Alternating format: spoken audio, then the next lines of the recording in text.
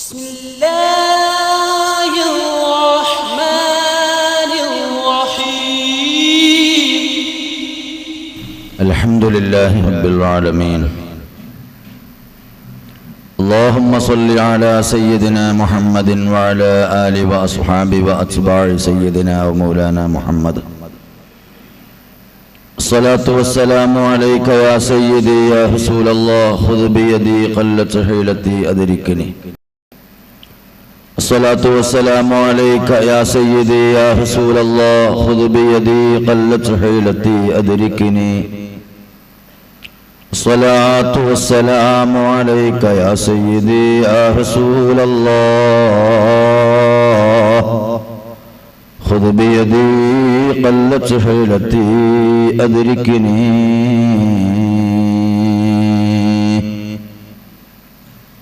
أعوذ بالله من الشيطان الرجيم بسم الله الرحمن الرحيم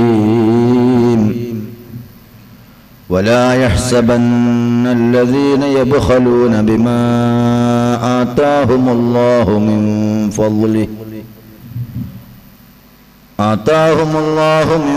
فضله هو خيرا لهم بل هو شر لهم سيطوقون ما بخلوا به يوم القيامة ولله ميراث السماوات والأرض والله بما تعملون خبير صدق الله مولانا العظيم وصدق وبلغ رسوله النبي الكريم ونحن على ذلك من الشاهدين الشاكرين والحمد لله رب العالمين.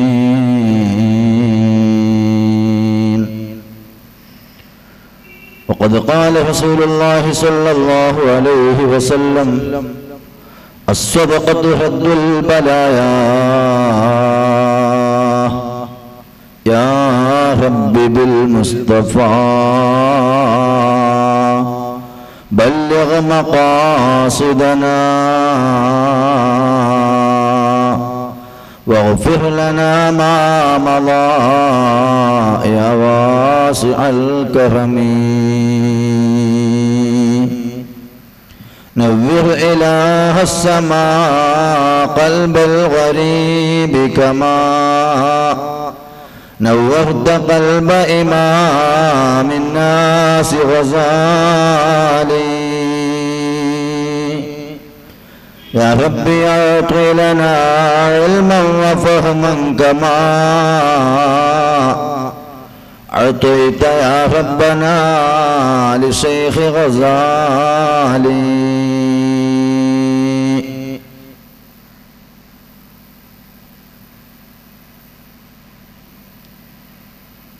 ഏറ്റവും സ്നേഹ ബഹുമാനാദരങ്ങൾ നിറഞ്ഞ സയ്യിദ് തങ്ങൾ ഉസ്താദ് അവറുകളെ,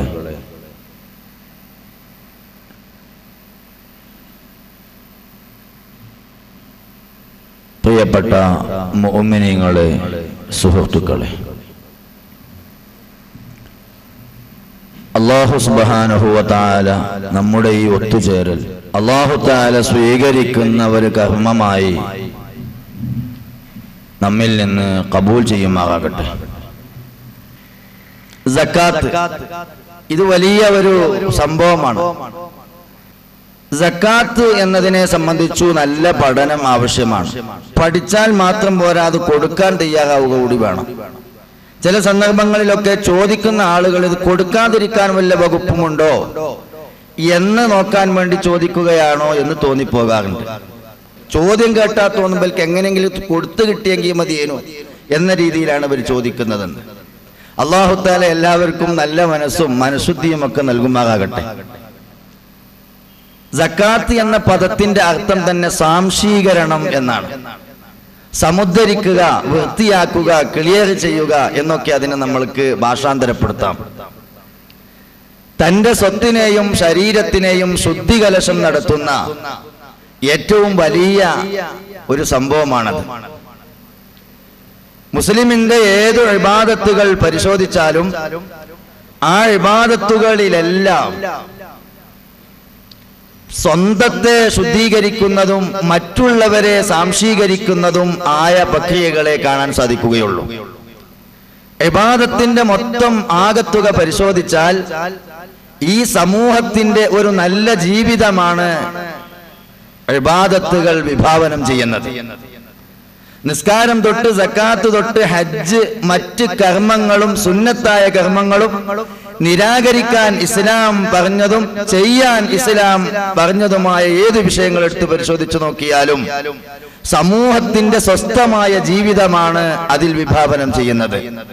നമ്മെ പടച്ച നാഥനായ അള്ളാഹുവിന് ഒരു ലെവലേശം അത് ആവശ്യമില്ല.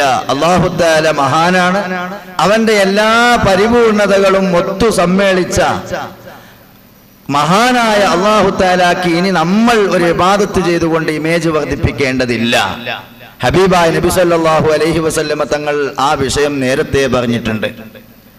പിന്നീട് ഇസ്ലാമിലെ ഏതു ആരാധനകൾ എടുത്ത് പരിശോധിച്ചു നോക്കിയാലും അത് സ്വന്തത്തെ ശുദ്ധീകരിക്കാനും സമൂഹത്തെ സ്വസ്ഥമായി ജീവിപ്പിക്കാനുമാണ് എന്ന് മനസ്സിലാകും. അതുകൊണ്ട് തന്നെ നിങ്ങൾ ആലോചിച്ചു നോക്കൂ, ശരീരം ഉള്ളവർക്ക് ആ ശരീരത്തെ സാംശീകരിക്കാനുള്ള സക്കാത്താണ് ഫിത്ർ സക്കാത്ത്. ഇത് അറിയാത്തവരായി ആരുമില്ല. അന്ന് അസ്തമാന സമയത്ത് അല്ലെങ്കിൽ റമദാൻ 30 പൂർത്തിയാകുന്ന അവസരത്തിൽ അന്ന് ഉള്ള ആളുകൾ ആരൊക്കെയോ അവർക്കൊക്കെ തടിയെണ്ണം നോക്കി തലയെണ്ണം നോക്കി അവർക്ക് സക്കാത്ത് കൊടുക്കണം. കാരണം അവിടെ തടിയാണ് മാനദണ്ഡം. അല്പം തടി കൂടിയ എനിക്ക് അളവ് കൂടുതലോ തീരെ ശേഷിച്ചു പോയ ആളുകൾക്ക് അളവ് കമ്മിയോ ഇല്ല. തടിയെ തലെണ്ണം നോക്കി ആ വിഷയം ഇസ്ലാം കൽപ്പിക്കുകയാണ്. അവിടെയും ഇസ്ലാമിന്റെ കാഴ്ചപ്പാട് നോക്കൂ നിങ്ങൾ. 30 ദിവസത്തെ നീണ്ട ക്യാമ്പയിൻ കാലഘട്ടത്തിന്റെ ശേഷം നമ്മളെ ശരിക്ക് ട്രെയിനിങ് നടത്തി നമ്മെ ബോധിപ്പിച്ചതിന്റെ ശേഷം ഈ ലോകത്തെ രാജ്യത്തെ പട്ടിണിപ്പാവങ്ങളുടെ വയറ്റിൽ കടി മനസ്സിലാക്കിയ സമൂഹത്തെ 30 ദിവസത്തെ നോമ്പനുഷ്ഠിച്ചുകൊണ്ട് അവരെ പാഠം പഠിപ്പിച്ചുകൊണ്ട് അനുഭവിപ്പിച്ച് പാഠം പഠിപ്പിച്ചുകൊണ്ട് പിന്നീട് ശരീഅത്തിന്റെ ഒരു ശബ്ദമാണ് ഇപ്പോൾ നിനക്ക് മനസ്സിലായില്ലേ? മൂഖമായ ഭാഷയിൽ ശരീഅത്തിന്റെ ഭാഗത്തിൽ നിന്നുള്ള ഒരു ശബ്ദമാണത്. യഥാർത്ഥത്തിൽ ആ ശബ്ദം ഇപ്പോഴും ഇങ്ങനെ മുഴങ്ങിക്കേട്ടുകൊണ്ടിരിക്കുകയാണ്. നല്ല കാതുള്ളവർ ആ ശബ്ദം കേൾക്കുന്നുണ്ട്. നീ അനുഭവിച്ച് പാഠം പഠിച്ചില്ലടാ. ഈ ലോകത്തെ പട്ടിണിപ്പാവങ്ങൾ ഹോട്ടലുകളിൽ നിന്ന് തട്ടുന്ന എച്ചിലുകൾക്ക് വേണ്ടി പട്ടികളോടൊപ്പം കടിപിടി കൂടുന്ന ആ പാവങ്ങളുടെ വയറ്റിൽ കടി നിനക്ക് മനസ്സിലായില്ലേ? ഇനി നിന്നോട് ശരീഅത്തിന് ഒരു സംസാരമുണ്ട്. നീ ഈ മനുഷ്യനെ ഏത് വിധവും പരിരക്ഷിക്കാൻ 11 മാസക്കാലം സുസജ്ജമായി നിൽക്കണം. ഇപ്പോൾ നിനക്കതിന്റെ ഉദ്ഘാടനം എന്ന രീതിയിൽ ആദ്യത്തെ കിറ്റ് ഇപ്പോൾ നൽകണം. അതൊരു 3 കിലോ വരുന്ന അരിയായിരിക്കണം. നീ അതിന്റെ പൈസ കൊടുത്താൽ പോരാ. അത് നീ വിശന്ന് അനുഭവിച്ച് പാഠം പഠിച്ചതിന്റെ അടിസ്ഥാനത്തിൽ നീ അരി തന്നെ നൽകണം. എന്തൊരു അധ്യാപനമാണത്! ശരിക്കും മനുഷ്യന്മാരെ അനുഭവിപ്പിച്ച് പാഠം പഠിപ്പിച്ചു ഈ രംഗത്ത്. ഇങ്ങനെ നോക്കുമ്പോൾ ഒരുപക്ഷെ നാം ചെയ്യുന്ന ഇബാദത്തുകൾ സമൂഹത്തിന്റെ സ്വസ്ഥമായ ജീവിതത്തെ നേരിട്ടിടപെടുകയോ അല്ലെങ്കിൽ ഒരു വാസിത്തയോടെ ഒരു മാധ്യമത്തോടെ സമൂഹത്തിന്റെ ഉന്നമനത്തിൽ ഇടപെടുകയോ ചെയ്യുന്നതായി കാണാൻ സാധിക്കും. സക്കാത്ത് മനുഷ്യന്റെ ഉന്നമനത്തിൽ സാമൂഹ്യ ജീവിതത്തിന്റെ ഉദാത്തമായ നിലനിൽപ്പിൽ നേരിട്ടിടപെടുന്നതായിട്ടാണ് നമ്മൾക്ക് കാണാൻ കഴിയുന്നത്. സക്കാത്ത് 10 രൂപ അല്ലെങ്കിൽ 50 രൂപ നേരിട്ട് ഒരു സാധുവിന്റെ കയ്യിൽ കൊടുക്കുമ്പോൾ ഈ സമൂഹത്തിന്റെ ഈ സ്വസ്ഥമായ ജീവിതത്തിൽ സന്തോഷദായകമായ ജീവിതത്തിൽ ശരീഅത്ത് നേരിട്ട് ഇടപെടുകയാണ്. ഇവനെ നേരിട്ട് ഇടപെടുത്തുകയാണ്. അതുകൊണ്ട് ശരീരത്തിന് സക്കാത്തുണ്ട്. മനുഷ്യനിക്ക് അല്ലാഹു സുബ്ഹാനഹു വ തആല കൊടുത്ത സ്വർണത്തിന് സക്കാത്തുണ്ട്, വെള്ളിക്ക് സക്കാത്തുണ്ട്, ആടുമാട് ഒട്ടകങ്ങൾക്ക് സക്കാത്തുണ്ട്, ധാന്യങ്ങൾക്ക് സക്കാത്തുണ്ട്. ഇങ്ങനെ തുടങ്ങി കച്ചവടത്തിന് സക്കാത്തുണ്ട്, നിധിക്ക് സക്കാത്തുണ്ട്. ഈ സക്കാത്തിന്റെ പരമ്പര വളരെ നീണ്ടതാണ്. എന്നാൽ സക്കാത്ത് ഇല്ലാത്ത വസ്തുക്കളും ഉണ്ട്. ഭൂമിയിൽ നിന്ന് മുളച്ചു പൊന്തിയ മുഴുവൻ സാധനത്തിനും സക്കാത്തുണ്ട് എന്ന മദ്ഹബല്ല ഇമാം ഷാഫിഈയുടേത്. ഏതിനൊക്കെ സക്കാത്തുണ്ട് ഏതിന് സക്കാത്തില്ല എന്ന് പ്രത്യേകം വരച്ചു കാണിച്ചു തന്നിട്ടുണ്ട്. ആ ഒരു മാർജിനിലൂടെയാണ് ഷാഫി മദ്ഹബ് അനുസരിച്ച് നമ്മൾ ഇന്ന് സഞ്ചരിച്ചു കൊണ്ടിരിക്കുന്നത്. ഇനി ഒന്നുകൂടി ആഴത്തിൽ നമ്മൾ സംസാരിച്ചാൽ നമ്മുടെ എല്ലാറ്റിനും അതിൻ്റെതായ ധർമ്മങ്ങൾ നമ്മൾ ചെയ്യേണ്ടതുണ്ട്. നമ്മൾക്കൊരു സ്ഥാനമാനമുണ്ടായാൽ അതിനൊരു സക്കാത്തുണ്ട്. നമ്മൾക്കൊരു ഒരു ഇമേജ് കിട്ടിയാൽ അതിനൊരു സക്കാത്തുണ്ട്. എന്താണ്? എനിക്ക് അല്ലാഹു തആല ഒരു സ്ഥാനമാനം തന്നെങ്കിൽ അതിന്റെ സക്കാത്ത് എന്താണ്? ആ സ്ഥാനമാനം വെച്ചുകൊണ്ട് ഏതെങ്കിലും ഒരാൾക്കൊരു റെക്കമെൻഡേഷൻ ചെയ്യാൻ പറ്റുമെങ്കിൽ ആ ചെയ്തു കൊടുക്കുക എന്നത് അല്ലാഹു തആല എനിക്ക് തന്ന സ്ഥാനമാനത്തിന്റെ സക്കാത്താണ്. അവൻ അവിടെ മസില് പിടിക്കാൻ പാടില്ല. നിങ്ങൾ അയാളോട് ചെന്നിട്ട് എന്റെ വിഷയം ഒന്ന് ശരിയാക്കി തരാൻ പറയോ എന്ന് ചോദിക്കുമ്പോൾ അവൻ ചിന്തിക്കേണ്ടത് ഇയാൾ എന്റെ അടുക്കൽ വന്നത് എന്തിനാ? ഇത് ഞാൻ പറഞ്ഞാൽ കേൾക്കുമെന്നത് കൊണ്ടല്ലേ ഇയാൾ എന്റെ അടുക്കൽ വന്നത്. ആ സന്ദർഭത്തിൽ ഇവൻ തലക്കനമുണ്ടാവാൻ പാടില്ല. ഈ സന്ദർഭത്തിൽ അവൻ ചിന്തിക്കേണ്ടത് ഇത് എനിക്ക് അല്ലാഹു തആല വരദാനമായി തന്ന ഒരു സ്ഥാനമാനത്തിന്റെ സക്കാത്താണിത് എന്നാണ് അവൻ മനസ്സിലാക്കേണ്ടത്. അങ്ങനെ വരുമ്പോൾ ഒരു ആരോഗ്യമുള്ള ഒരാൾ ഒരു വണ്ടി അവിടെ ഓഫായിപ്പോയി, അവന് നല്ല ആരോഗ്യ ദൃഢഘാതകനാണ്, അവൻ കുടുങ്ങിപ്പോയി, സമൂഹത്തിലെ ഒരംഗമാണ്, അവന്റെ സക്കാത്തുണ്ട് അവിടെ, അവന്റെ ശരീരത്തിന്റെ ആരോഗ്യത്തിന്റെ സക്കാത്തുണ്ട് അവിടെ. ആ വണ്ടി ഒന്ന് തള്ളിക്കൊടുക്കൽ അവന് ആരോഗ്യം കൊടുത്തതിന്റെ സക്കാത്താണ്. അവനിക്ക് സമയമുണ്ട്, ആ സംഘടനാ പ്രവർത്തനം, ആ സമയത്തിന്റെ ഒരു വിഹിതം സംഘടനാ പ്രവർത്തനത്തിന് വേണ്ടി നീക്കിവെക്കുന്നത് ആ സമയത്തിന് നൽകുന്ന സക്കാത്താണ്. അള്ളാഹുവിന്റെ ദീനിന് വേണ്ടി അല്പസമയം നമ്മൾ ചെലവഴിക്കുന്നത് നമ്മൾ അള്ളാഹുവിന്റെ വേണ്ടി നൽകുന്ന ഒരു സക്കാത്താണത്. ഇങ്ങനെ തുടങ്ങി മനുഷ്യനിക്ക് കിട്ടുന്ന സ്ഥാനമാനങ്ങളും സമയങ്ങളും ആരോഗ്യങ്ങളും ശരീരവും അടക്കമുള്ള എല്ലാറ്റിനും അതിൻ്റെതായ വിഹിതം നൽകേണ്ടവർക്ക് നൽകിക്കൊണ്ട് അവൻ അതിന്റെ തീരുവകൾ അടച്ചു തീർത്തവനായിരിക്കണം എന്നതാണ് ആയത്ത് നമ്മെ പഠിപ്പിക്കുന്നത്. നോക്കൂ നിങ്ങൾ, വലാ യഹ്സബന്നല്ലദീന യബ്ഖലൂന ബിമാ ആതാഹുമുല്ലാഹു മിൻ ഫളിഹി, അല്ലാഹുവിന്റെ ഔദാര്യത്തിൽ നിന്ന് അല്ലാഹു തആല അവർക്ക് നൽകിയത്, സ്വത്തൊന്നും പറഞ്ഞില്ല, സമയമെന്ന് പറഞ്ഞില്ല, ആരോഗ്യമെന്ന് പറഞ്ഞില്ല, സമ്പത്തെന്ന് പറഞ്ഞില്ല, കച്ചവടമെന്ന് പറഞ്ഞില്ല, അവർക്ക് അല്ലാഹു സുബ്ഹാനഹു വ തആല അല്ലാഹുവിന്റെ ഔദാര്യത്തിൽ നിന്ന് നൽകിയതെന്തോ അതുകൊണ്ടൊന്നും അവര് ബുഖ്ല് കാണിക്കാൻ പാടില്ല, അവരവിടെ മസില് പിടിച്ചു നിൽക്കാൻ പാടില്ല. അവരതിനെ കൈയഴിഞ്ഞുകൊണ്ട് വിട്ടുകൊടുത്തു, സമൂഹത്തിന് കൊടുക്കാനുള്ളത് കൊടുത്തോളണം. ഹുവ ഖൈറൻ ലഹും. അങ്ങനെ ആരെങ്കിലും പിടിച്ചു വെച്ചുകൊണ്ട് 10 രൂപ കീശയിലായാൽ, അങ്ങനെ ആരെങ്കിലും ഒന്ന് പിന്മാറിക്കൊണ്ട് അവൻ ആ സമയം വിനിയോഗിച്ച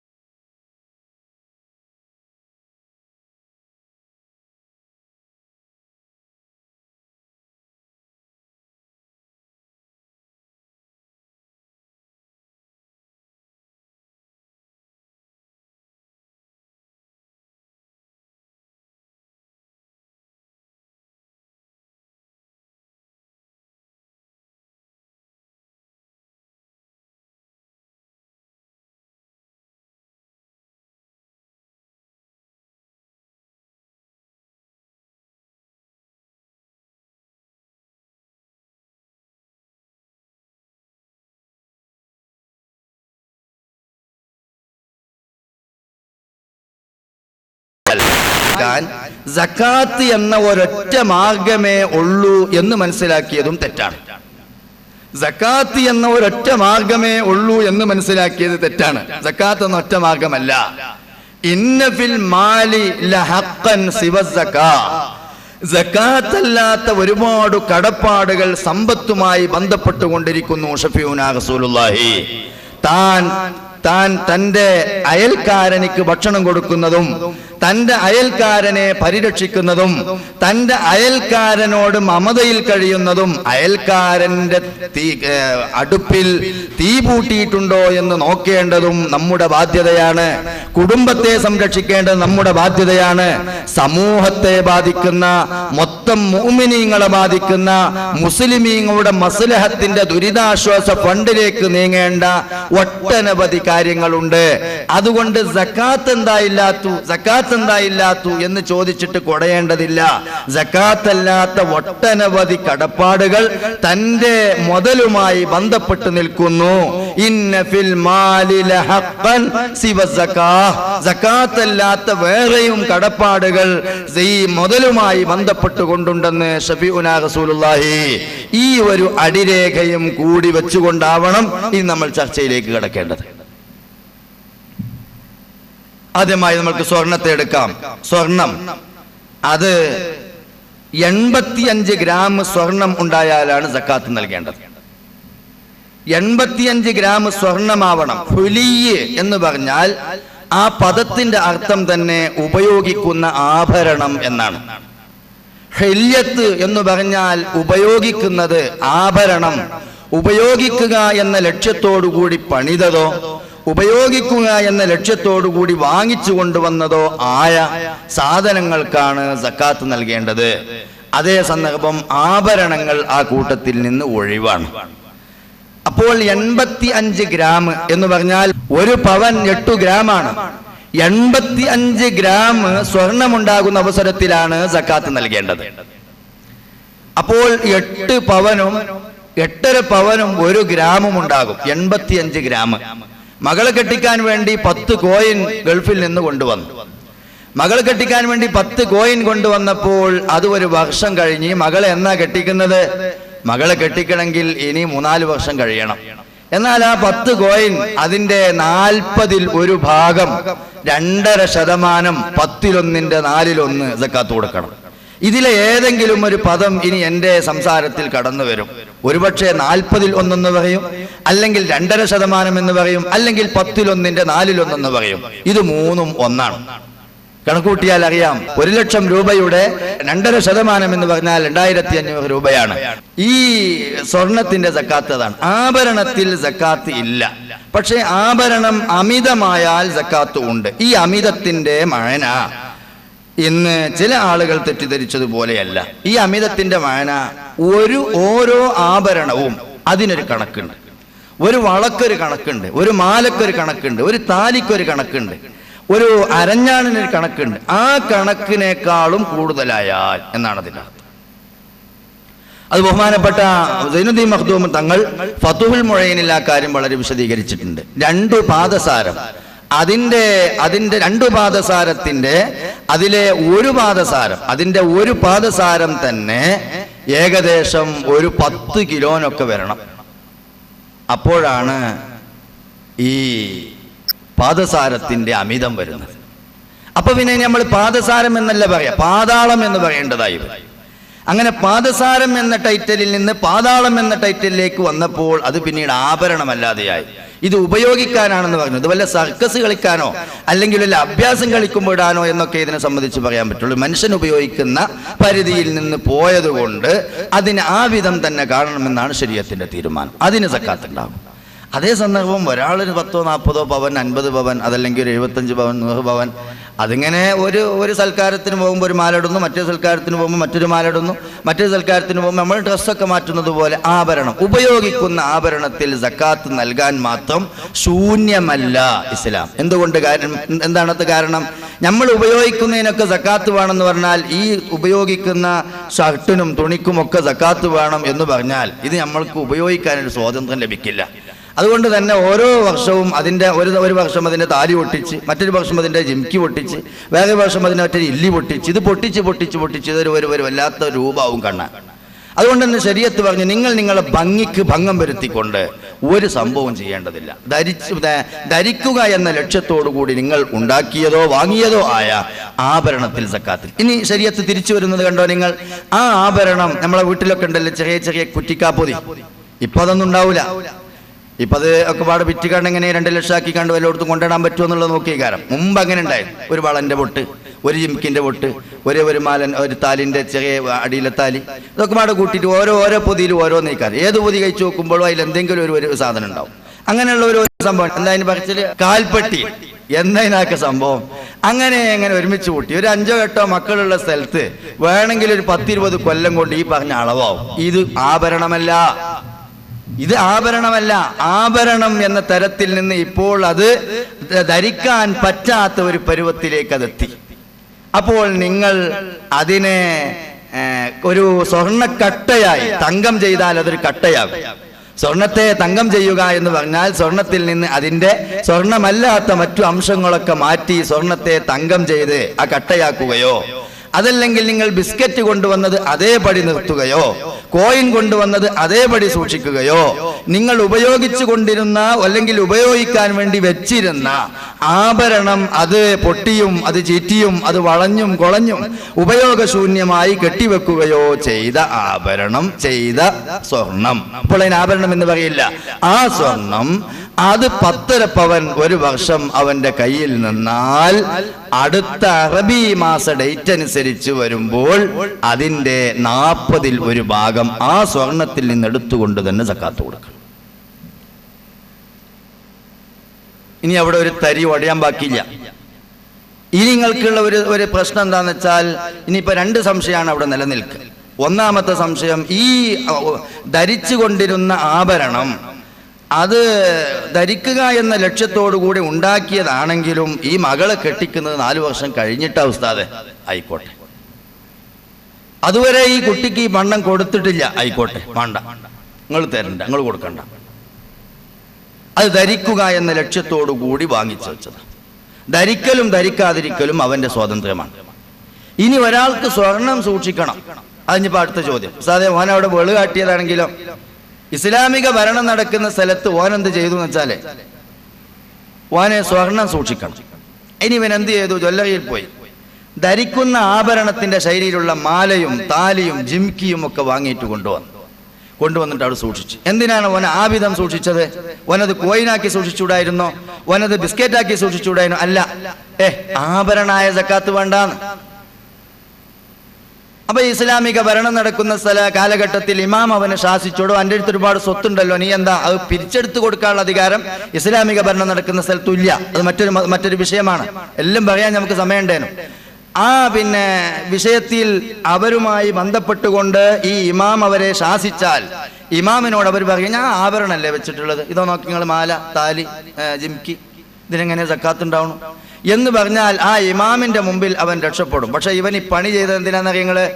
സക്കാത്തിൽ നിന്ന് രക്ഷപ്പെടാൻ.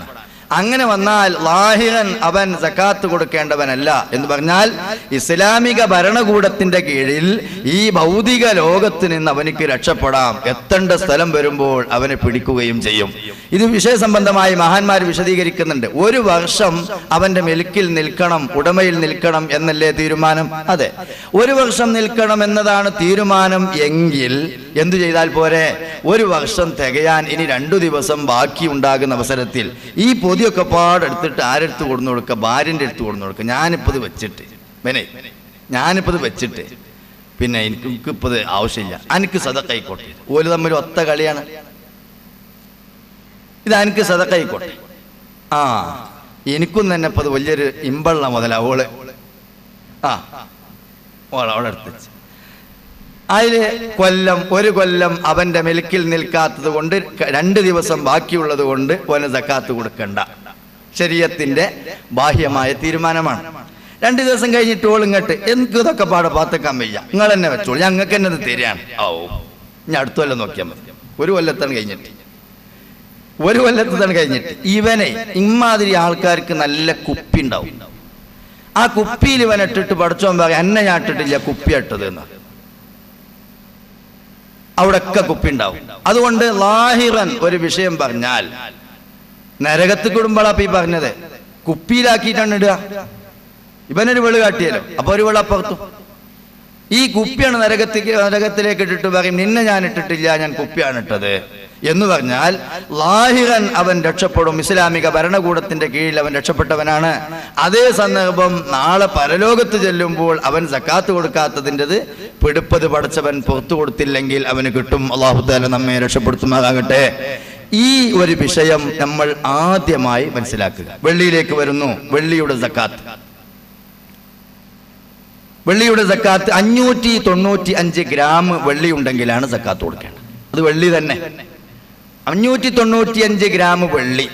ഇത് ചിലപ്പോൾ ഉണ്ടാകും. ഇപ്പൊ ഈ അരഞ്ഞാൺ ഇന്നതെല്ലാം എടുത്തുപോയി. അരഞ്ഞാൺ ഈ സാധനം അത് വിളങ്ങിയിട്ട് ഇനി അതൊരു അരഞ്ഞാണായി കെട്ടാൻ പറ്റാത്തൊരവസ്ഥ വന്നിട്ടുണ്ട്. 1 കിലോ ഉണ്ടായാൽ 595 ഗ്രാം മതി. ഇതിന് 600 ഗ്രാമിന് 5 ഗ്രാം കമ്മിയായാൽ സക്കാത്ത് കൊടുക്കണം. അപ്പൊ സ്വർണത്തിനേക്കാളും അല്പം കൂടി ചാൻസ് ഉള്ളതാണ് വെള്ളി. അപ്പൊ 595 ഗ്രാം വെള്ളി ഉണ്ടായാൽ ഇതിൽ നിന്നാ സക്കാത്ത് കൊടുക്കണം. ഇത് ചിലവർ തെറ്റിദ്ധരിച്ചൊരു വിഷയമുണ്ട്. അപ്പോഴും അവർ ഇതിന്റെ കാശ് കണക്കൂട്ടി കൊടുക്കലുണ്ട്. അല്ല, സ്വർണവും വെള്ളിയും ആ സ്വർണത്തിൽ നിന്നും വെള്ളിയിൽ നിന്നുമാണ് സക്കാത്ത് നൽകേണ്ടത്. 595 ഗ്രാം വെള്ളി അത് തന്നെയാണ്. 595 ഗ്രാം വെള്ളി ഉണ്ടായാൽ വെള്ളിയുടെയും സക്കാത്തായി. ഇനി അവിടെയും നേരത്തെ നമ്മൾ പറഞ്ഞ ആഭരണത്തിന്റെ വകുപ്പുകളൊക്കെ വരുന്നുണ്ട്. ആഭരണമായി സൂക്ഷിച്ചാൽ, വെള്ളിക്കട്ടയായി സൂക്ഷിച്ചാൽ അതിന് സക്കാത്ത് ഉണ്ടാവും. ആഭരണം ധരിക്കണം എന്ന ലക്ഷ്യത്തോടു കൂടി, ഉപയോഗിക്കണം എന്ന ലക്ഷ്യത്തോടു കൂടി കൊണ്ടുവന്നതോ അല്ലെങ്കിൽ വാങ്ങിയതോ ആയ സാധനമാണെങ്കിൽ അതിന് സക്കാത്തില്ല. അത് പിന്നീട് അവന് കേടുവന്ന് ഉപയോഗശൂന്യമായാൽ വീണ്ടും അതിന് സക്കാത്ത് വരികയാണ്. ഇനി പൈസയുടെ സക്കാത്ത്. ഇപ്പോൾ നമ്മുടെ കേരളത്തിൽ തന്നെ പൈസക്ക് സക്കാത്തില്ലെന്ന് പറയുന്ന ഒരു പറ്റം ആളുകൾ ജീവിക്കുന്നുണ്ട്. യഥാർത്ഥത്തിൽ ബാക്കിയുള്ള ഖുർആനിലേക്കും തിരുസുന്നത്തിലേക്കും ഒക്കെ നമ്മൾ കടന്നു ചെല്ലുന്നതിന്റെ മുമ്പ് ഈ കൂട്ടത്തിൽ, ഞാൻ ഇതുവരെ പറഞ്ഞ കൂട്ടത്തിൽ നിങ്ങളുടെ ആരുടെയെങ്കിലും ജീവിതത്തിൽ സ്വർണത്തിന് സക്കാത്ത് കൊടുത്തിട്ടുണ്ടോ? നമ്മളിപ്പോൾ ഇവിടെ ഒരു വിഷയത്തിന് വേണ്ടി നാളെ മാറും, അല്ലെങ്കിൽ ഇന്ന് വൈകുന്നേരം മാറും, ചിലപ്പോൾ അമേരിക്കക്കാരൻ ഒന്ന് കണ്ണു തിരുമ്പി നീച്ചുമ്പോത്തിന് വീണ്ടും മാറും. അത് യഥാർത്ഥത്തിൽ ഒരു സംവിധാനമാണ്. ആരാണ് അതിന് വില കൂട്ടുന്നതെന്ന് ആർക്കും അറിയില്ല. അള്ളാഹുവിന്റെ വലിയൊരു സംവിധാനം. ആ ഒരൊറ്റ വിഷയം ചിന്തിച്ചാൽ ലോകത്തുള്ള മുഴുവൻ ആളുകൾക്കും മുസ്ലിങ്ങളാകാൻ അത് തന്നെ മതി. ആരാണ് സ്വർണത്തിന് വില കൂട്ടുന്നതെന്ന് അറിയാത്തതുകൊണ്ട് അത് വലിയൊരു സംഭവമാണ്. ഏതായാലും ചുരുക്കത്തിൽ 595 ഗ്രാം വെള്ളിക്ക് നമ്മളിവിടെ ഉദാഹരണത്തിന് വേണ്ടി ഒരു വില കൂട്ടുന്നത് 11,000 രൂപയാണ്. അത് ഉദാഹരണം മാത്രമാണ്. ഇനി ഇന്നത്തെ കണക്ക് നോക്കി നിങ്ങൾ മാർജിൻ നോക്കി അതിന് തീരുമാനിക്കേണ്ടതാണ്. 10,000 രൂപ 595 ഗ്രാം വെള്ളിക്ക് നമ്മൾ കൂട്ടിക്കഴിഞ്ഞാൽ ഈ 11,000 രൂപ ഒരു വർഷം തൻ്റെ കയ്യിലിരുന്നാൽ അതെനിക്ക് സക്കാത്ത് കൊടുക്കണം. ഇവിടെയാണ് നമ്മൾ കൂടുതൽ വിശകലനം ചെയ്യേണ്ടത്. ഒരുപക്ഷെ ഒരു വർഷം കയ്യിലിരുന്നാൽ എന്ന് പറഞ്ഞതിൻ്റെ അർത്ഥം ഇത് ഒരു രേഖയാണ്. യഥാർത്ഥത്തിൽ ഞാൻ എൻ്റെ കീശയിൽ നിന്ന് ഒരു 10,000 രൂപ ബഹുമാനപ്പെട്ട തങ്ങൾ ഉസ്താദിന്റെ കയ്യിലേക്ക് നീക്കിയാൽ അത് വെറുതെ നീങ്ങൂല. ലോക ബാങ്കിൽ ഈ 10,000 രൂപക്കുള്ള മൂല്യമാകുന്ന 595 ഗ്രാം വെള്ളി എൻ്റെ ഈ സ്റ്റേജിൽ നിന്ന് ഇതേ ലെവലിൽ ഇത് പതിയെ അങ്ങോട്ട് നീങ്ങി. ഇപ്പൊ നിങ്ങൾക്കിത് രൂപപ്പെടുന്നുണ്ടാവും. യഥാർത്ഥത്തിൽ അല്ലെങ്കിൽ എന്ത് സുഖ, എന്തിനാണ് ഇപ്പൊ ഈ പണിയും ബേജാറും ഗൾഫും രാഷ്ട്രമൊക്കെ? നമ്മൾ ഇത്ര കിടങ്ങേറായി ഈ ആണവ കരാറിനൊക്കെ നിൽക്കണെന്തിനാ? നമ്മൾക്ക് നോട്ടടിച്ച് കാണാൻ വിതരണം ചെയ്താൽ പോരെ? ഇതിനൊരു കണക്കുണ്ട്. ആ കണക്ക് എന്താ? ഇവിടെ ലോക ബാങ്കിൽ ഇന്ത്യ ഗവൺമെന്റ് നിക്ഷേപിച്ച ലോക ബാങ്കിലുള്ള സ്വർണത്തിന്റെ കണക്കനുസരിച്ചും വെള്ളിയുടെ കണക്കനുസരിച്ചും മാത്രമേ നമ്മൾക്ക് ഇന്ന് വിനിമയവും നോട്ടടിക്കാനും പറ്റുകയുള്ളൂ. അപ്പൊ ഞാനിവിടെ നിന്നൊരു 1,00,000 രൂപ മറ്റൊരുത്തനിലേക്ക് നീങ്ങിയാൽ അതിന്റെ അർത്ഥം ലോക ബാങ്കിൽ എന്റേതാണ് ആ 1,00,000 മൂല്യത്തിനുള്ള സ്വർണം എന്നാണ്. അത് മറ്റൊരുത്തനിലേക്ക് നീങ്ങിയാൽ ഇനി ആ 1,00,000 മൂല്യമുള്ള സ്വർണം മറ്റവൻ്റെതാണ് എന്നാണ്. അതിൻ്റെ രേഖകൾ നമ്മൾ ഇവിടെ വെച്ച് കൈമാറുകയാണ്. ഇപ്പോൾ നോട്ടിന് സക്കാത്തില്ലെന്ന് പറയുന്നൊരു ചെറിയ ശതമാനം ആളുകളുണ്ട്. ആ ആളുകൾ പറയുന്നത് ഇത് നോട്ടല്ലേ എന്നാ നമ്മൾ പറയണത് ഞങ്ങൾക്ക് അതാണ് ആവശ്യം. എല്ലാവരുടെ കയ്യിലും അത് നോട്ടല്ലേ എന്ന് പറഞ്ഞാൽ അത് വേറെ കടലാസല്ലേ എന്ന പരുവത്തിലേക്ക് അവരതിനെ മാറ്റി സങ്കുചിതപ്പെടുത്തുകയാണ്. യഥാർത്ഥത്തിൽ ഇതൊരു രേഖയാണ്. ഈ രേഖ ഇത് കൊണ്ടു നടക്കാൻ വലിയ പ്രയാസമായതുകൊണ്ട് നിങ്ങൾ ആലോചിച്ച് നോക്കൂ, ആ വെള്ളിയും ആ സ്വർണവും ഒക്കെ ഇപ്പോഴും നാണയമായിട്ട് ഉപയോഗിക്കുന്നു എങ്കിൽ എന്തായിരിക്കും അവസ്ഥ? ഗൾഫിലേക്ക് പോകുന്ന ഒരാൾ, അയാൾക്ക് അവലും കുറിയരിയൊക്കെ കൊണ്ടുപോകാൻ പറ്റുമോ? ഇത് താങ്ങി നടക്കണ്ടേ? ഇപ്പോൾ ഇന്തോനേഷ്യയിൽ നിന്നൊക്കെ വരുന്ന ആളുകൾക്ക് തന്നെ നോട്ട് സൂക്ഷിക്കാൻ വലിയ പ്രയാസ. എന്തുകൊണ്ട്? അവര് ഒരു നോട്ട് തന്നെ 10,000 1 ലക്ഷമൊക്കെ ആയതുകൊണ്ട് അത്ര പ്രയാസമില്ലെങ്കിലും അവർ നല്ലവണ്ണം നോട്ട് കൊണ്ടുവരണം. ചുരുക്കത്തിൽ ഈ നാണയങ്ങൾ അത് യഥോചിതം ഇപ്പോൾ വിനിമയത്തിൽ നിൽക്കുകയാണെങ്കിൽ ഒരു ചരക്കും ഒരു സ്ഥലത്തേക്കും കൊണ്ടുപോകാൻ പറ്റില്ല. ഇത് തന്നെ ഉണ്ടാകും, താങ്ങാൻ മാത്രം. അതുകൊണ്ട് ഈ ഒരു സുഖത്തിന് വേണ്ടി ഒരു ബദൽ സംവിധാനം കണ്ടതാണ് നോട്ട്. അതുകൊണ്ട് 5 രൂപ നമ്മൾ കീറുന്നില്ല, അതൊരു കടലാസാന്ന് പറഞ്ഞിട്ട്. 10 രൂപ നമ്മൾ ചുരുട്ടി മടക്കി കുപ്പയിലേക്ക് ഇടുന്നില്ല, അത് കടലാസാന്ന് പറഞ്ഞിട്ട്. അതേ സന്ദർഭം ഇതിൽ ഈ നോട്ടിൽ ഒരു യാഥാർത്ഥ്യമുണ്ട്. ആ യാഥാർത്ഥ്യം യഥാർത്ഥത്തിലുള്ള സ്വർണത്തിൻ്റെയും വെള്ളിയുടെയും വിനിമയം ലോക ബാങ്കിൽ സാങ്കല്പികമായി നടന്നുകൊണ്ടിരിക്കുന്നു എന്നതാണ്. നമ്മൾ ഇങ്ങോട്ട് നീക്കുമ്പോൾ എൻ്റെ സമീപത്തേക്ക് ആ സ്വർണം നീങ്ങുന്നു, അങ്ങോട്ട് മറ്റൊരാളിലേക്ക് നീങ്ങുമ്പോൾ അത് അദ്ദേഹത്തിൻ്റെ സമീപത്തേക്ക് നീങ്ങുന്നു. ഇതൊരു സാങ്കല്പിക യന്ത്രമാണ്. ഇത് ലോകത്തിൻ്റെ നിലനിൽപ്പിന് ആവശ്യമാണ്. അതുകൊണ്ട് നോട്ടിന് സക്കാത്തില്ലെന്ന് പറഞ്ഞത് ശൂന്യമാണ്, ബുദ്ധിശൂന്യമാണ് എന്ന് നിങ്ങൾ മനസ്സിലാക്കണം. അതിന്റെ പുറമെ നോട്ടിന് സക്കാത്തില്ലെന്ന് പറഞ്ഞാൽ ഈ അള്ളാഹുവിന്റെ ദുന്യാവിൽ റിയാലിനും ഡോളറിനും അതേപ്രകാരം തന്നെ നോട്ടിനും ഒന്നും സക്കാത്തില്ലെന്നാണ് വാദമെങ്കിൽ ഈ ലോകത്ത് സക്കാത്തിന്റെ വാതിൽ തന്നെ കൊട്ടിയടക്കപ്പെട്ടു പോകും. സാധുക്കൾ നരകിച്ചു പോകും. സാധുക്കളായ ആളുകൾ ഈ ലോകത്ത് സ്വസ്ഥമായി ജീവിക്കണമെങ്കിൽ സക്കാത്ത് എന്ന ആ ഒരു തസ്തിക തന്നെ എടുത്തു മാറ്റപ്പെട്ടു പോകും. ഞാൻ സക്കാത്ത് കൊടുക്കുന്നവനാകണമെങ്കിൽ എനിക്ക് സ്വർണമായി അത് തന്നെ ഉപയോഗശൂന്യമായതോ ഉപയോഗം എന്ന ലക്ഷ്യമില്ലാത്തതോ ആയ സ്വർണമോ വെള്ളിയോ ഉണ്ടെങ്കിൽ മാത്രമേ സാധുവിന്റെ വിഷമത്തിലേക്ക് എൻ്റെ ഭാഗത്തിൽ നിന്ന് വിഹിതം നീങ്ങുകയുള്ളൂ എന്ന ഒരു പരിതസ്ഥിതി വന്നാൽ അങ്ങനെ ഒരു ശരീഅത്തുണ്ടാകുമോ മക്കളെ? അല്ലാഹുവിന്റെ വളുഉന്നിലാഹിയുൻ സായിഖുൽ ലിദബിൽ ഖൂലി മാ ഹുവ ഖൈറുൽ ലഹും ബിദാത്ത്. സമൂഹത്തിന്റെ പരമോന്നതമായ ഉദാത്തമായ ഉത്കൃഷ്ടമായ ജീവിത പദ്ധതികൾ ആവിഷ്കരിച്ചുകൊണ്ട് അല്ലാഹു തആല സംസ്ഥാപിച്ച ഒരു മതത്തിൽ ഇങ്ങനെ ഒരു നിയമം കേട്ടുകേൾവി ഉണ്ടാകുമോ മക്കളെ? ഒരിക്കലും ആ വാദം അബദ്ധജടിലമാണ്, ബുദ്ധിശൂന്യമാണെന്ന് പ്രഖ്യാപിക്കാൻ ഈ സദസ്സ് ഉപയോഗപ്പെടുത്തുകയാണ്.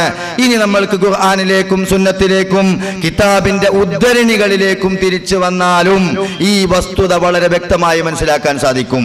ഞാൻ ആ ഭാഗത്തേക്ക് കടക്കുന്നില്ല. അതേ സന്ദർഭം ഈ പൈസയിൽ നമ്മൾ സൂക്ഷിക്കേണ്ട മറ്റൊരു കാര്യമുണ്ട്. പൈസയിൽ നമ്മൾ സൂക്ഷിക്കേണ്ട മറ്റൊരു വിഷയം എന്താണ്? 10,000 രൂപ ഈ മാസം ഒരു മകൻ അയച്ചു. ആ 10,000 രൂപ നമ്മുടെ കയ്യിലിരിക്കെ, ആ 10,000 രൂപ നമ്മുടെ കയ്യിലിരിക്കെ മറ്റൊരു 10,000 മറ്റൊരു മകൻ അയച്ചു. 2 വിഹിതമാർഗത്തിലൂടെ ബാങ്കിലൂടെ ആ വിഷയം ഇങ്ങനെ വന്നു. അങ്ങനെ വന്നാൽ ആദ്യത്തെ 10,000 അവൻ ചെലവഴിച്ചു. അത് വന്നതെന്ന ഒരു മാസം മുമ്പാ. എന്നിട്ട് അവൻ പറയുകയാണ്, ഈ 10,000 ഞാൻ ചെലവഴിച്ചപ്പോഴേക്കും മറ്റൊരു 10,000 എത്തിയിട്ടുണ്ട്. ഈ 10,000-ന് 1 വർഷമായിട്ടില്ലെന്ന് പറയാൻ പാടില്ല. മൊത്തം അവന്റെ കയ്യിൽ ഇപ്പോഴും എന്തുണ്ട്? ചെലവാകാത്ത 10,000 ഉണ്ട്. You understand? ചെലവാകാത്തൊരു 10,000 മോന്റെ കയ്യിലുണ്ട്, മതി. കാരണം ഇതെന്താണ്? ഇത് ഒരു രേഖയാണ്. ഇത് യഥാർത്ഥത്തിൽ ഇത് സ്വത്തല്ല, ഇത് യഥാർത്ഥ സ്വത്തിന്റെ രേഖയാണ്. ആ രേഖ അവന്റെ കയ്യിൽ ഇപ്പോഴും നിലനിൽക്കുന്നുണ്ട്. അതുകൊണ്ട് ആ 10,000 പോയി, അതുകൊണ്ട് അതിന്റെ ഒരു കൊല്ലം മുറിഞ്ഞു, ഇനി വേറൊരു 10,000 വരട്ടെ, അപ്പോൾ അതിന്റെ കൊല്ലം തുടങ്ങും. അങ്ങനെ വെക്കാൻ പാടില്ല. ഇത് രേഖയാണ്. ഈ രേഖ 10,000 അവന്റെ കയ്യിൽ മറ്റത് പോയപ്പോൾ വേറൊരു 10,000 അതിന്റെ അതേ സമയത്ത് തന്നെ 10,000 മുറിയാതെ അവന്റെ കയ്യിലുണ്ടായിട്ടുണ്ട്. മതി. 10,000 പറ്റ നഷ്ടപ്പെട്ടിട്ട് വന്നതല്ല. ഇങ്ങനെയാണ് ഒരു വർഷം തികയേണ്ടത്. സദസ്സിന് ബോധ്യമായിട്ടുണ്ടാകുമെന്ന് മനസ്സിലാക്കി മുന്നോട്ട് പോകുന്നു. ഈ ഒരു വിഷയം ചിന്തിച്ചാൽ ഇവിടെ പൈസക്ക് പൈസയായിട്ട് തന്നെയാണ് സക്കാത്ത് കൊടുക്കേണ്ടത്. ഇവിടെ ഒരു സംശയം, അപ്പൊ സ്വർണത്തിന് സ്വർണം സക്കാത്ത് കൊടുക്കണം, വെള്ളിക്ക് വെള്ളി സക്കാത്ത് കൊടുക്കണം, പൈസക്ക് പൈസ സക്കാത്ത് കൊടുക്കണം. ഇനി ഇവിടെ ചിന്തിക്കേണ്ട, എന്തേ വെള്ളി കണക്കാക്കാൻ കാരണം? ഉസ്താദേ, വെള്ളി കണക്കാക്കാൻ കാരണം എന്താണ്? 595 ഗ്രാം വെള്ളിയുടെ വിലയാണല്ലോ ഉസ്താദെ കണക്കാക്കിയത്. 595 ഗ്രാം വെള്ളിയുടെ വില കണക്കാക്കുമ്പോൾ എന്തേ ഇപ്പോൾ നമ്മൾ വിനിമയത്തിൽ കണക്കാക്കുന്നതും ലോക ബാങ്കിൽ നോക്കുന്നതും ഒക്കെ സ്വർണമല്ലേ? അതുകൊണ്ട് സ്വർണത്തെയല്ലേ കണക്കാക്കേണ്ടത് എന്നൊരു ചോദ്യം. അങ്ങനെ സ്വർണത്തെ കണക്കാക്കുകയാണെങ്കിൽ 85 ഗ്രാം സ്വർണത്തിന്റെ വിലയുണ്ടെങ്കിൽ കൊടുത്താൽ മതി. ഇപ്പൊ ഏകദേശം ഒരു എത്ര രൂപ ഉണ്ടാവും? 85 ഗ്രാം സ്വർണത്തിന് മൊത്തം ഒരു 10-80,000 രൂപ ഉണ്ടാവില്ലേ? ഒരു 80,000 രൂപ. അപ്പൊ 80,000 രൂപയുണ്ടെങ്കിൽ കൊടുത്താൽ മതി എന്ന ഒരു പരുവത്തിലേക്ക് കാര്യം എത്തൂലായിരുന്നോ? എന്തിനാണ് ഇവിടെ ഏത് കണക്കാക്കിയത്? ഇവിടെ വെള്ളി കണക്കാക്കാൻ കാരണം. അതിന് 2 കാരണങ്ങൾ പണ്ഡിതന്മാർ പറയുന്നുണ്ട്. ഒന്ന്, ഇവിടെ ഒരു കാലഘട്ടത്തിലും സ്വർണം വിനിമയമായി ഇന്ത്യയിൽ വന്നിട്ടില്ല. മുഗൾ രാജാക്കന്മാർ ഭരിച്ചിരുന്ന കാലഘട്ടത്തിൽ വെള്ളിയെ നാണയമായി ഉപയോഗിച്ചിട്ടുണ്ട്. അപ്പോ മുസ്ലിം രാജാക്കന്മാർ തന്നെ ഭരിക്കുന്ന അവസരത്തിൽ വെള്ളിയെ നാണയമായി ഉപയോഗിച്ചത് കൊണ്ട് ആ വെള്ളി ഇന്ത്യ രാജ്യത്തിലെ നാണയമായി ഉപയോഗിച്ചതായി രേഖയുള്ളത് കൊണ്ട് വെള്ളിക്ക് ഇന്ത്യയിൽ നാണയരംഗത്ത് ഒരു സ്ഥാനമുണ്ട്. മറ്റൊരു വിഷയം പറയുന്നത്, ഈ വെള്ളിയെ സക്കാത്തായി നാം എടുക്കാതെ, വെള്ളിയും സ്വർണവും രണ്ടും നാണയമാണ്, ഇവിടെ നാം സ്വർണത്തെ നാണയമായി എടുത്താൽ വെള്ളിയെ നാണയമായി സ്വീകരിക്കാതിരിക്കുകയും ചെയ്താൽ, വെള്ളിയെ നാണയമായി സ്വീകരിക്കുമ്പോൾ 11,000 ഉണ്ടായാൽ സക്കാത്ത് കൊടുക്കണം, 10,000 ഉണ്ടായാൽ സക്കാത്ത് കൊടുക്കണം. ഉദാഹരണമാണ്. 10,000 എന്ന് മനസ്സിലാക്കി അതും ഏറ്റിപ്പോകണ്ട, അത് ഓരോരുത്തരും വെള്ളിയുടെ കണക്ക് നോക്കി തീരുമാനിക്കേണ്ടതാണ്. അതേ പ്രകാരം ഈ വെള്ളി നിങ്ങൾ ശ്രദ്ധിക്കേണ്ടത്, ഈ വെള്ളി നാണയം നോക്കി സക്കാത്ത് കൊടുക്കുന്നില്ല. സ്വർണത്തിന്റെ നാണയം വെച്ചുകൊണ്ടാണ്, സ്വർണത്തിന്റെ വില കണക്കാക്കിക്കൊണ്ടാണ് സക്കാത്ത് കൊടുക്കുന്നതെങ്കിൽ ഒരു 80,000 രൂപക്കൊക്കെ സക്കാത്ത് ഉണ്ടാവുകയുള്ളൂ. അപ്പൊ അതിൽ സൂക്ഷ്മത എന്താ? സ്വർണവും നാണയമാണ്, വെള്ളിയും നാണയമാണ്.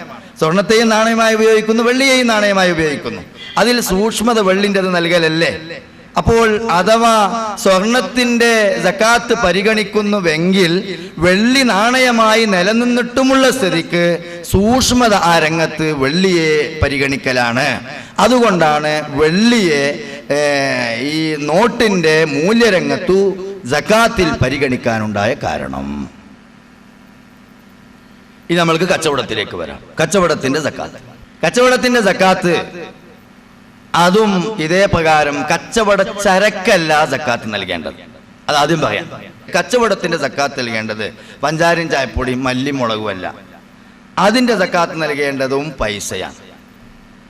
നാണയം നൽകണം. നാണയത്തിന്റെ ബദൽ സംവിധാനമാകുന്ന ഈ പൈസയാണ് അവിടെയും സക്കാത്ത് നൽകേണ്ടത്. ഒന്ന്. രണ്ടാമത്തത്, ഈ കച്ചവടത്തിനെയും നമ്മുടെ മുതലായതുകൊണ്ട് 595 ഗ്രാം വെള്ളിയുടെ പൈസക്ക് ഷവ്വാൽ 1 തുടങ്ങിയ ഒരു കച്ചവടം അടുത്ത ഷവ്വാൽ 1 സ്റ്റോക്ക് എടുപ്പ് നടത്തി നോക്കുമ്പോൾ സോപ്പും പഞ്ചസാരയും ഇനി കടയിൽ ബാക്കിയുള്ള സാധനങ്ങളൊക്കെ വെച്ച് നോക്കുമ്പോൾ ആ സംഗതികളൊക്കെ 595 ഗ്രാം വെള്ളിയുടെ വിലയായ, അന്നത്തെ വിലയായ പൈസ ഈ സ്റ്റോക്ക് എടുപ്പ് നടത്തി നോക്കുമ്പോൾ തീപ്പെട്ടിയും അതേമാതിരി തന്നെ സോപ്പും സാബൂനും ഒക്കെ ഓരോന്നെടുത്തെടുത്ത് വെച്ച് അത് വിൽക്കാൻ ഉദ്ദേശിക്കുന്ന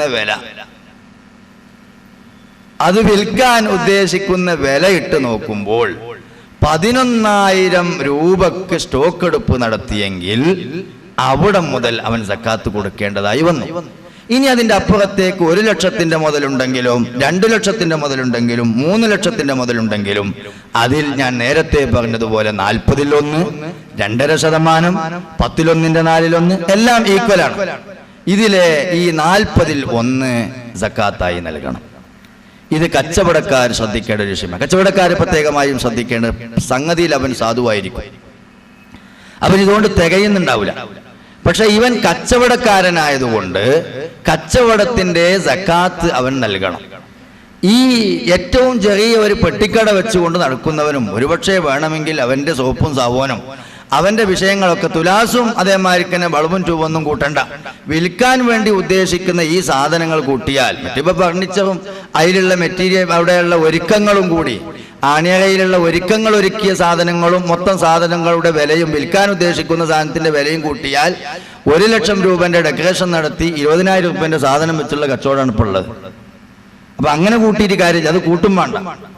അവിടുത്തെ ത്രാസോ അതല്ലെങ്കിൽ വളവോ ട്യൂബോ അതല്ലെങ്കിൽ ഡെക്കറേഷനോ ഇതൊന്നും കൂട്ടേണ്ടതില്ല. അവിടുത്തെ കമ്പ്യൂട്ടർ കൂട്ടേണ്ടതില്ല, അവിടുത്തെ മറ്റേ ഇന്റർനെറ്റ് കൂട്ടേണ്ടതില്ല. ഇതൊന്നും കൂട്ടാതെ തന്നെ വിൽക്കാൻ ഉദ്ദേശിക്കുന്ന ഈ സാധനത്തിന്റെ വില കണക്കാക്കി ആ വില 11,000 രൂപയിലേക്കാണ് ചാടിക്കഴിഞ്ഞാൽ, കണക്കിന് പറഞ്ഞാണ്, എന്നാൽ അവിടെ മുതൽക്ക് സക്കാത്ത് കൊടുക്കും. ഒരു 9,000 ഇങ്ങനെ വന്നു നിന്നു.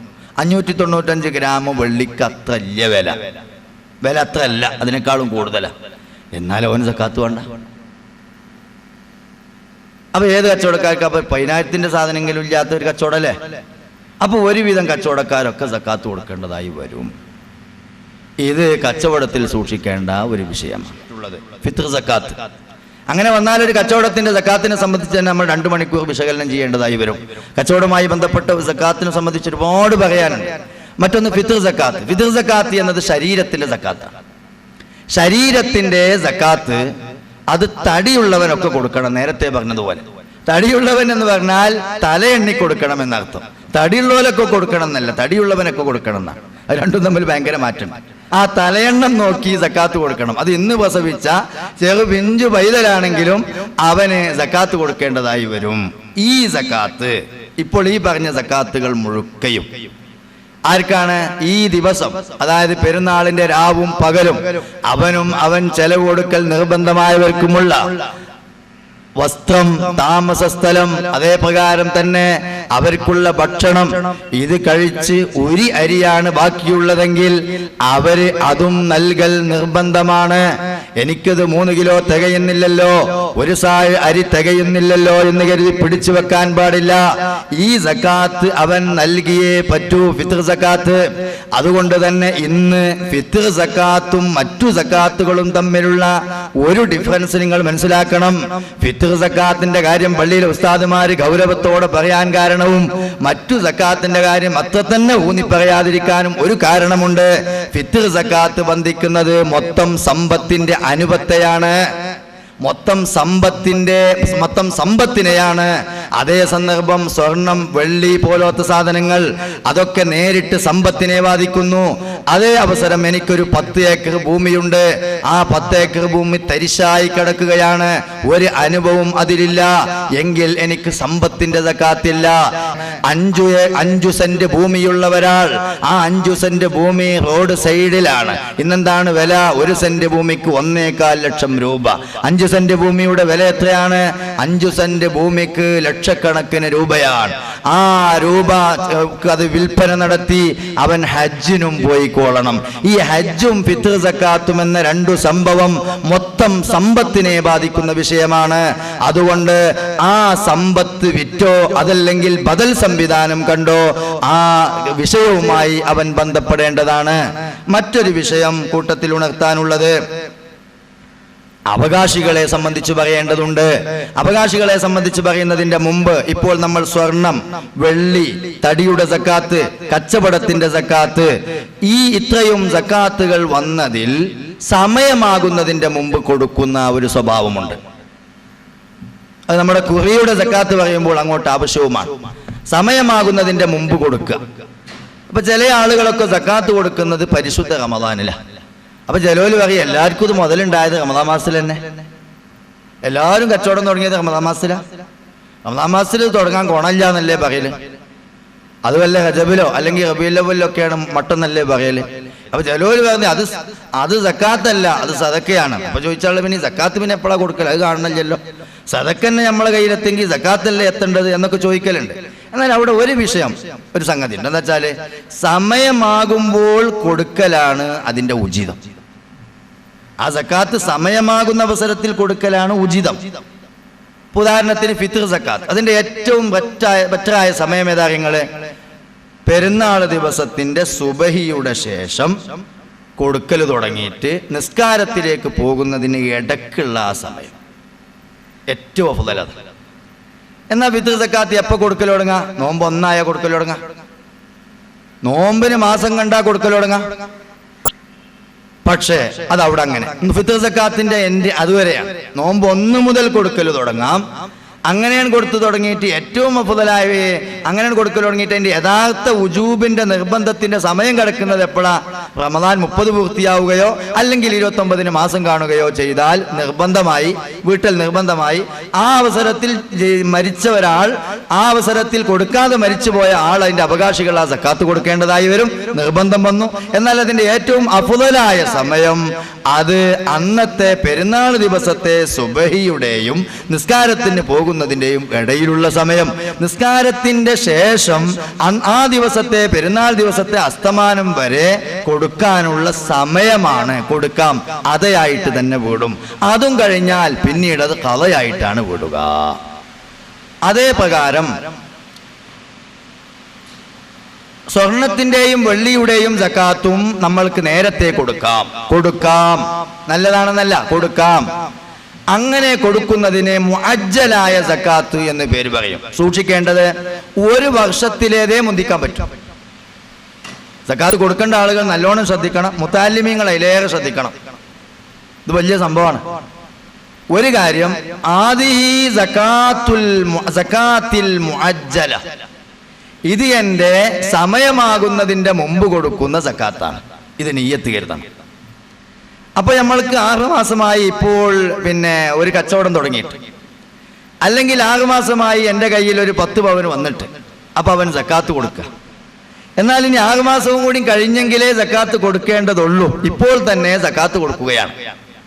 അങ്ങനെ കൊടുക്കുന്നുവെങ്കിൽ അവൻ നിയ്യത്ത് കരുതണം, ഹാദിഹി സക്കാത്തിൽ മുഅജ്ജല, ഇതെന്റെ സമയമാകുന്നതിന്റെ മുമ്പ് കൊടുക്കുന്ന സക്കാത്താണ്. 1.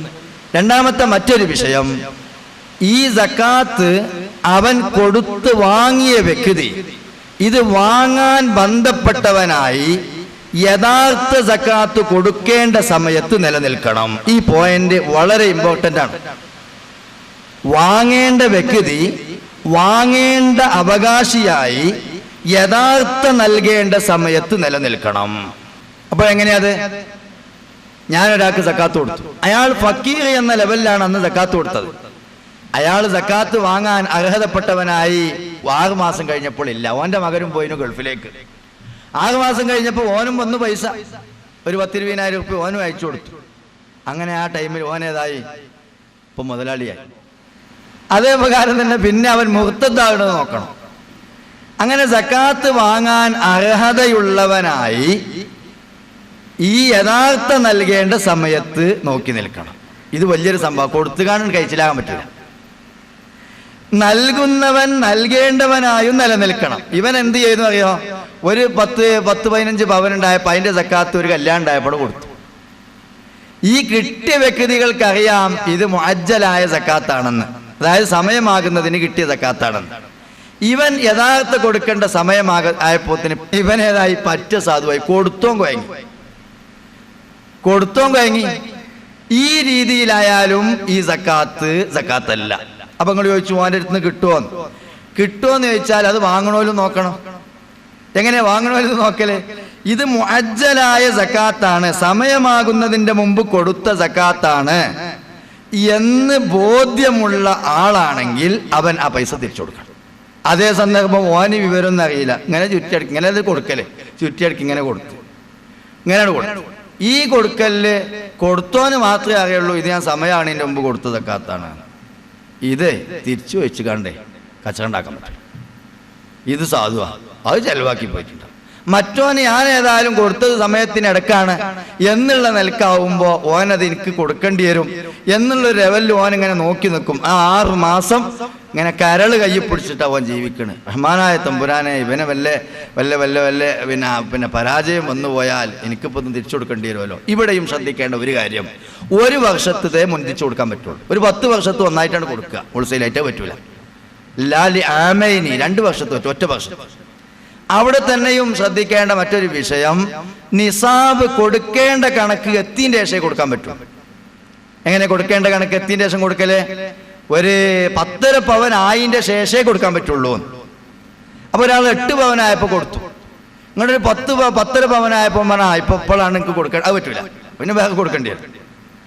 അപ്പൊ ഒരു 10.5 പവനായി യഥാർത്ഥത്തിലുള്ള നിസാബ് എത്തിൻ്റെ ശേഷമേ കൊടുക്കാൻ പറ്റുള്ളൂ. അങ്ങനെ കൊടുക്കണ്ട, നിസാബ് എത്തിണീന്റെ മുമ്പ് തന്നെ കൊടുക്കാം. കച്ചവടത്തിൽ ഒരാൾ കച്ചവടം തുടങ്ങി, ഇപ്പൊ സ്റ്റോക്ക് എടുപ്പ് നടത്തിയാൽ ഒരു 5000 റുപ്യ ഉണ്ടാവുള്ളൂ. ഒരു 11,000 റുപ്യ 10,000 റുപ്യ സ്റ്റോക്ക് എടുപ്പിൽ ഇപ്പം ഉണ്ടാവില്ല. ഇപ്പം തുടങ്ങിയിട്ടുള്ളൂ. ഇങ്ങനെ ഈ പുളിയച്ചാരും ഈ നെല്ലിക്കൊക്കെ പാടായിട്ട് ഇങ്ങനെ തുടങ്ങിയിട്ടുള്ള കുട്ടികൾ ഇങ്ങനെ ഡെവലപ്പായി വന്നിട്ട് വേണം.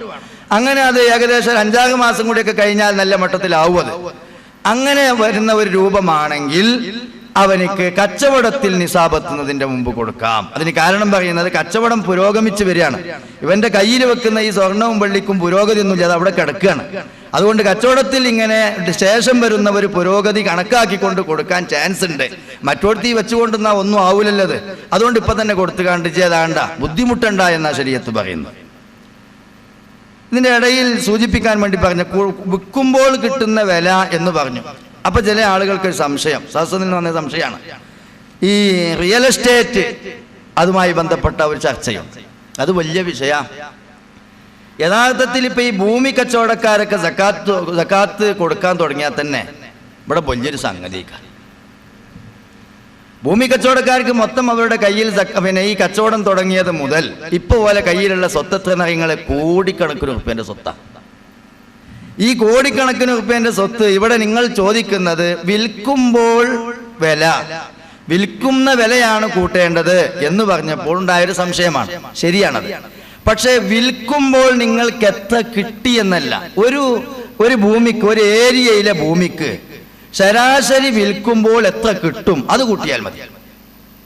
വിൽക്കുമ്പോൾ ചിലപ്പോഴാണെങ്കിൽ അവൻ വലിയ ആവശ്യക്കാരനാണ്, ഓപ്പൺ വന്നതാ, ഓൻ എവിടുന്നാ വരുന്നത്, അമേരിക്കയിൽ നിന്നാ വരുന്നത്, ഓനോട് എൻ്റെ മുതൽ കിട്ടണമെങ്കിൽ എനിക്ക് 10 ലക്ഷം തരണം. യഥാർത്ഥത്തിൽ അവിടെ ഒരു സെന്റിന് 1 ലക്ഷം പോലും വില ഇല്ലാത്ത സ്ഥലമാണ്, എനിക്ക് സെന്റിന് 10 ലക്ഷം തരണം, എൻ്റെ മുതലാണ് എനിക്ക് വേണമെങ്കിൽ മേടിച്ചാൽ മതി. ഇതിന് കൊള്ളലാഭം എന്ന് പറയില്ല കേട്ടോ, അങ്ങനെ ഇല്ല കച്ചവടത്തിൽ. കച്ചവടത്തെ സംബന്ധിച്ചിടത്തോളം കൊള്ളലാഭം എന്ന് പറഞ്ഞാൽ അവൻ എൻ്റെ ഈ സ്വത്ത് മൊബൈൽ ഫോൺ, ഇത് ഞാൻ ഉപയോഗിച്ച ഫോണാ, എൻ്റെ കയ്യിൽ ഇതിൽ ഒരുപാട് തട്ടിയിട്ടുണ്ട്, ഇതാണ് തരണമെങ്കിൽ, ഇത് വല്ലാത്തൊരു മുത്താണ്, ഇതിൽ ഒരുപാട് മസാലൊക്കെ പറഞ്ഞു കൊടുത്തിട്ടുണ്ട്, ഒരുപാട് കാര്യങ്ങളൊക്കെ പറഞ്ഞു, ഇത് എനിക്ക് തരണമെന്നുണ്ടെങ്കിൽ ഒരു 10,000 റുപ്യ തരാതെ തരൂല എന്ന് എനിക്ക് പറയാം. മാണെങ്കിൽ മേടിച്ചാൽ മതി, നിങ്ങൾക്ക് വേണമെങ്കിൽ മേടിച്ചാൽ മതി. അത് പരസ്പരം തൃപ്തിപ്പെട്ടുകൊണ്ടാണ്. എന്നാൽ ഞാൻ എന്ത് പറയാൻ പാടില്ല, ഇത് ഞാൻ വാങ്ങിയത് ഉദ്ദേശിച്ച മാതിരിയല്ല, ഇതിന്റെ ഉള്ളിലെ എന്തൊക്കെ ഉണ്ടെന്നതുകൊണ്ട് ഇത് ഞാൻ വാങ്ങിയപ്പോൾ തന്നെ വില 10,000 എന്ന് പറഞ്ഞു കണ്ട് കബളിപ്പിച്ച് വിൽക്കാൻ പാടില്ല. എൻ്റെ മുതൽ എനിക്ക് എത്ര റുപ്യക്കും വിൽക്കാം, അതിൽ ഒരു വഞ്ചനയും പാടില്ല. ഇത്ര പൈസ തന്നാലേ ഞാൻ തരുള്ളൂ, അതിനെന്താ ഇപ്പൊ ആരോടപ്പം ചോദിച്ചിട്ടുണ്ട്, അതിൻ്റെ ഇഷ്ടമാണ്. പരസ്പരം പൊരുത്തപ്പെട്ടുകൊണ്ടാകണം എന്ന് മാത്രമേ ഉള്ളൂ. ചുരുക്കത്തിൽ ഒരു സാധനത്തിന് എന്ത് വിലയും വാങ്ങാം, അത് പരസ്പരം പൊരുത്തപ്പെട്ടുകൊണ്ടാവണം. അതിൽ കളവുണ്ടാകാൻ പാടില്ല, അതിൽ വഞ്ചന ഉണ്ടാകാൻ പാടില്ല, അതിലുള്ള മുഴുവൻ അഴിവുകളും കാണിച്ചു കൊടുക്കണം, പറഞ്ഞു കൊടുക്കണം എന്ന നിബന്ധനയൊക്കെ സൂക്ഷിച്ചാൽ ആ വിഷയത്തിൽ പ്രശ്നമില്ല. അപ്പോൾ ആ വില, അപ്പോൾ ഈ നാട്ടിലുള്ള അത് വിറ്റാൽ കിട്ടുന്ന സാമാന്യ വില, അത് ഓരോ സ്ഥലത്തെ ഭൂമിക്ക് ഒരു പഞ്ചായത്തിൽ ഇന്ന പഞ്ചായത്ത്, അപ്പോൾ മുനിസിപ്പാലിറ്റിയിൽ വില കൂടുതലായിരിക്കും, കോർപ്പറേഷനിൽ അതിലേറെ കൂടുതലായിരിക്കും, പഞ്ചായത്തിൽ അതിനപേക്ഷിക്കായിട്ട് കമ്മിയായിരിക്കും. അത് ഓരോ സ്ഥലത്തും ഒരു വില ഉണ്ടാവും. എന്നാൽ വാങ്ങിയ വിലയല്ല, വാങ്ങിയത് 10 കൊല്ലം മുമ്പ് എത്രക്കാ വാങ്ങി, സെന്റിന് 1500. ഇപ്പം എന്താ വില, ഇപ്പം ആ ഏരിയയിലൊക്കെ 15,000 റുപ്യാണല്ലോ സെന്റിന്, അതാ വില. അത് നമ്മൾ ഓനത് വിൽക്കണ നേരത്ത് വലിയൊരു ഗോളേര് വന്നൊരു ഗൾഫേരം വന്നു, ഓന് നല്ലൊരു സൈറ്റാ തോന്നി, ഓൻ ഇഷ്ടപ്പെട്ടു, ഇവൻ വിൽക്കാൻ കരുതണമില്ല, അല്ലടാ ഞാൻ എനിക്ക് 25 വെച്ച് തരാം, ഓക്കെ, ആ വില കിട്ടണ്ട, അത് അപ്പം കിട്ടണതാണ്, അത് ഓൻ എടുത്തു പോകാം. എന്നാൽ ഞാൻ അന്ന് 15,000 വെച്ചാണല്ലോ സക്കാത്ത് കൊടുത്തത്, അതുകൊണ്ട് ഇപ്പം ഇത് 10-നും കൂടി സക്കാത്ത് കൊടുക്കാൻ ഞാൻ വേണ്ട, ഇത് മതി, അത് കൊടുക്കലോടുകൂടി ലാസിമായി പോയി. ഇനി കുറിയുടെ സക്കാത്ത്, PF-ന്റെ സക്കാത്ത്, PF